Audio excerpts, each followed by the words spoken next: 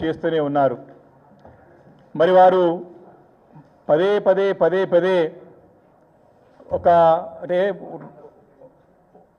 ఒక బాధ్యత గల పదవిలో ఉన్నప్పుడు హుందాగా ఉండాల్సినటువంటి అవసరం మరి ఖచ్చితంగా ఉంటుంది. కానీ వారు ఒక కీలకమైన పదవిలో ఉండి, ఒక బాధ్యత గల పదవిలో ఉండి ఒక మనిషి నాశనం కోరుకుంటా ఉన్నాడు. అంటే ఒక చావును కోరుకునేటువంటి తత్వం ఉన్నటువంటి ఒక మనిషి ఈరోజు ఒక సీఎం పదవిలో ఉండి ఏ రకమైనటువంటి అరాచక పాలన ప్రజలకు అందిస్తున్నారో మనం చూస్తూ ఉన్నాం, గమనిస్తూ ఉన్నాం. సంవత్సరంన్నర కావస్తూ ఉంది. మరి వారు చేసింది ఏమీ లేక చెప్పుకోలేక ఇప్పటికి కూడా కేసీఆర్ గారిపై పేరు లేకుండా, ప్రస్తావన లేకుండా తన ఉపన్యాసం అనేది లేనే లేదు. మీరు ఆది నుంచి చూసుకున్నట్టయితే స్పష్టంగా అర్థమవుతా ఉన్నది. నిజంగా అధికారం వచ్చిన తర్వాత, ఒక బాధ్యత చేపట్టిన తర్వాత నీ ప్రభుత్వం యొక్క లక్ష్యాలు, నీ యొక్క ఆలోచనలు, నీ యొక్క సిద్ధాంతాలు, నీ యొక్క పాలసీలు చెప్పే ప్రయత్నం చేయాలా, చేసిన అమలు ఏ రకంగా అమలైనా చెప్పాలా, ఏ రకంగా అమలు చేయబోతున్నారో చెప్పాలా. కానీ అవి ఏమీ లేక చాతగాక ఒక దద్దమ్మలాగా ఏడుపు మామూలు ఏడుపు కాదు, తిట్లు పడడం కాదు, చావును కోరుకునే తత్వం ఉన్నటువంటి నాయకుడు అసలు ఏ నాయకుడు అట్లా ఉండొద్దు. చిల్లర మల్లరగా ఒక గల్లీ లీడర్లు కూడా మాట్లాడుకునే తీరు భాష ఈ ముఖ్యమంత్రి గారు ఒక బజారు భాష కంటే ఘోరంగా హీనంగా మాట్లాడుతున్న సంగతి మొదటిసారి కాదు, పదే పదే పదే పదే మాట్లాడుతున్న సంగతి నేను గుర్తు చేసుకుంటా ఉన్నాను. ముందైనా ఓటుకు నోటు దొంగ, దానితోటి బూతులు తోడు, ఒక భూతంలాగా తయారైన తెలంగాణకి ఈరోజు వారి మంత్రి పదవులను చేత కాదు. ఇప్పటికి కూడా నీకు దమ్ము నిజంగా నీ చీము నెత్తులు ఉంటే ముఖ్యమంత్రి రేవంత్ రెడ్డి గారిని ఈరోజు బీఆర్ఎస్ పార్టీ ఛాలెంజ్ చేస్తా ఉన్నది. దమ్ము ఉంటే నువ్వు 6 మంత్రులు వేసి నువ్వు ముఖ్యమంత్రిగా నిరూపించుకోవా. ఫస్ట్ నీకు నిజంగానే శక్తి సామర్థ్యం నీకు పట్టుంది, నీతోనే అధికారం వచ్చింది, ముఖ్యమంత్రి కావడమే లక్ష్యం, కేసీఆర్ గారు దించడానికి నేనేమైనా చేసినా అంటే చెప్పకనే చెప్పిండు. అన్ని అబద్ధాలు చెప్పి అవలగాని హామీలు ఇచ్చి దొడ్డిదారిన నేను గద్దెనెక్కినానని చెప్పి ఇండైరెక్ట్గా నిన్న ముఖ్యమంత్రి గారి సందేశం, రేవంత్ రెడ్డి గారి సందేశం స్పష్టంగా అర్థమైంది నిన్న తన ఒక సభలో. అంటే పదవి గురించి నేను ఏమైనా చేస్తాను అని చెప్పినటువంటి నాయకుడు రేవంత్ రెడ్డి గారు. కాబట్టి ఈ రకంగా దిగజారు రాజకీయం చేస్తా ఉన్నాడు. ఈ భూతంలా తెలంగాణ రాష్ట్రానికి తయారైనాడు.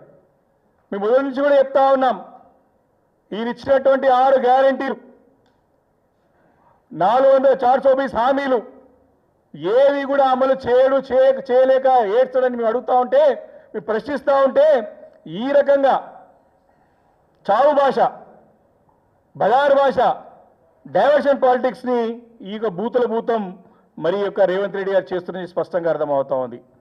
మా అధినేత కేసీఆర్ గారిది సాగు భాష, బాగు చేసే భాష, ఈ రేవంత్ రెడ్డిది చావును కోరే భాష స్పష్టంగా మనకు అర్థమవుతున్నది. ఆయన కూర్చున్న సీట్ అయింది, రేవంత్ రెడ్డి గారు కూర్చున్న సీట్ అయింది, మీరు కూర్చున్న కూతులైంది. ఒక్కసారి రూమ్లో కూర్చొని నీ భాష, నీ స్పీచ్ చూసుకో ఒకసారి. అదే నిజం అనుకుంటే, నీ తిట్లే నీకు అనుకుంటే, ఇవే తిట్లు నీ యొక్క రాజకీయ సమాధికి మెట్లు కాబోతా ఉన్నాయి. రేవంత్ రెడ్డి యొక్క తిట్లు ఆయనకే రేపు ఆయన వినాశనానికి, రాజకీయంగా సమాధికి మెట్లు కాబోతున్నాయని చెప్పి ఈ సందర్భంగా మనవి చేస్తా ఉన్నాను. ఆయన తిట్ల ట్రాప్లో బీఆర్ఎస్ పార్టీ పడది.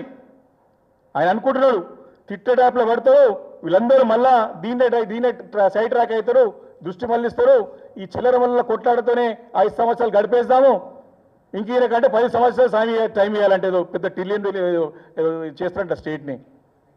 ఇప్పటికే నాశనం చేసి రాష్ట్రాన్ని ఇమేజ్ పాడేసి రాష్ట్రం యొక్క ఖ్యాతిని అపఖ్యాతి పాలు చేసి ఈరోజు పబ్బం గడుపుకుంటున్నాడు రేవంత్ రెడ్డి. పొద్దున్న లేస్తే దందాలే. ఈరోజు ఆయన ట్విట్టర్ ట్రాప్లో పడతామనుకోడు, కానీ ఆయన తిట్ల ట్రాప్లో పడము, గల్లా పట్టి మీరిచ్చిన గ్యారంటీ అమలు చేసే బాధ్యత తప్పకుండా బీఆర్ఎస్ పార్టీ తీసుకుంటుందని చెప్పి సందర్భంగా నేను కాంగ్రెస్ పార్టీని హెచ్చరిస్తా ఉన్నాను. ఈ రకంగా మరి వారి యొక్క జీత ఆశయంతో చెప్పినారు, కేసీఆర్ గారు దించడం, నేను ముఖ్యమంత్రి కావడం. కాబట్టి మేము చెప్పిన మాట నిజమైంది. అబద్ధాల పునాదులపైన ఏర్పడ్డ ప్రభుత్వం ఆ అబద్ధాలని కప్పుపిచ్చుకోవడానికి చెప్పింది చేయలేక చేసింది చెప్పలేక ఈరోజు మా పైన ఇంకా తిట్ల 18 నెలలు కావస్తున్నా సరే ఈ బూతులతోని మరి ప్రజలు తప్పుదో పట్టిస్తా ఉన్నారు. ఏ రకంగా రాష్ట్రం యొక్క ఖ్యాతిని ఈరోజు దిగజార్చాడు.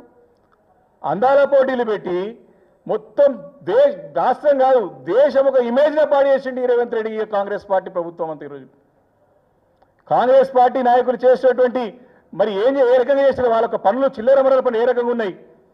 కాంగ్రెస్ పార్టీకి పేరు పెట్టొచ్చుగా, మాకు పేరు పెడతాను తీయండి. కామాంధ్రలో కాంగ్రెస్ పార్టీని పెట్టొచ్చు. ఈరోజు తెలంగాణ రాష్ట్రంలో ఉన్నది కామాంధ్రలో కాంగ్రెస్ పార్టీ. ఆ అధ్యక్షుడు మరి పిశాచి కాంగ్రెస్ కమిటీ ప్రెసిడెంట్లే కనపడుతున్నాడు. ఆయన కూడా ఒక పిసిసి అధ్యక్షుడు ముఖ్యమంత్రి తప్పు చేస్తే ఎత్తి చూపినటువంటి చరిత్ర కాంగ్రెస్ పార్టీ అధ్యక్షులకు కూడా చరిత్రలో చూసినట్టయితే పెద్ద పెద్ద మామా నాయకులు చేసినా సరే అప్పుడు పిసిసి అధ్యక్షుడు వాళ్ళందరూ ఎదిరించినారు.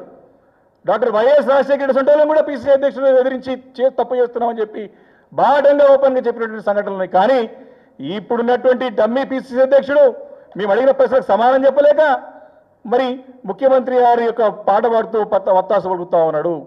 ఇవి చాలా చాలా తీవ్రంగా ఈరోజు తెలంగాణ సమాజం అంతా కూడా బీఆర్ఎస్ పార్టీ కాదు, తెలంగాణ సంబంధించిన ఉద్యమకారులు కాదు, తెలంగాణ సమాజం అంతా కూడా బాధపడుతూ ఉన్నది. ఈరోజు తప్పకుండా సరైన సమయం గురించి చూస్తూ ఉన్నది. మీరు మాట్లాడే భాష ఇంకా మార్చుకోలేన ఒకటే ఒక దారి, తప్పకుండా ఆయనకి గుణపాఠం చెప్పడమే ప్రజాక్షేత్రంలో. డెఫినెట్గా రేపు పొద్దున మీరు ఇచ్చిన హామీలు, మీరు మాట్లాడే మాటలు, మీరు చేసే పనులు ఏ రకంగా ఉన్నాయో అన్ని కూడా ప్రజలకు వివరించి తప్పకుండా తగిన గుణపాఠం చెప్పే విధంగా బీఆర్ఎస్ పార్టీ సంసిద్ధంగా ఉంటుందని చెప్పి ఈ సందర్భంగా కాంగ్రెస్ పార్టీని హెచ్చరిస్తా ఉన్నది. ముఖ్యంగా ముఖ్యమంత్రి గారిని